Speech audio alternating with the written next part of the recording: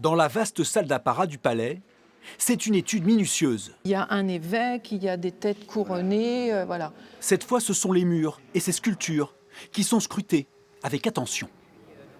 J'ai l'impression quand même qu'il y a une pupille et il y a les sourcils. Technique de taille, nature de la pierre, dimension, polychromie, tout doit être analysé par ces deux spécialistes.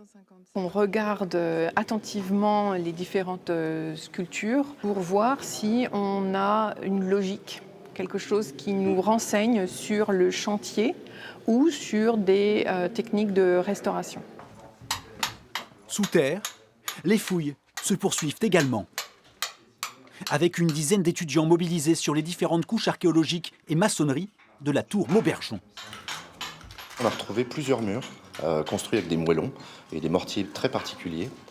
Et donc on a a priori une première salle basse d'une première tour qui date normalement a priori du Xe siècle. Et donc c'est une découverte qui est intéressante parce qu'on a peut-être ici une première tour qui correspond au palais carolingien.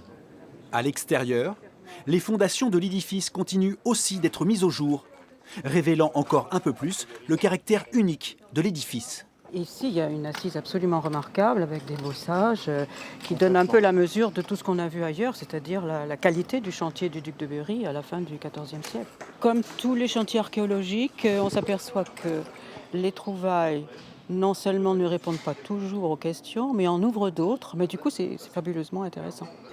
Cette phase de fouille est la quatrième et dernière d'un programme collectif de recherche débuté en 2020. Ses principaux enseignements devraient être dévoilés en détail au printemps prochain.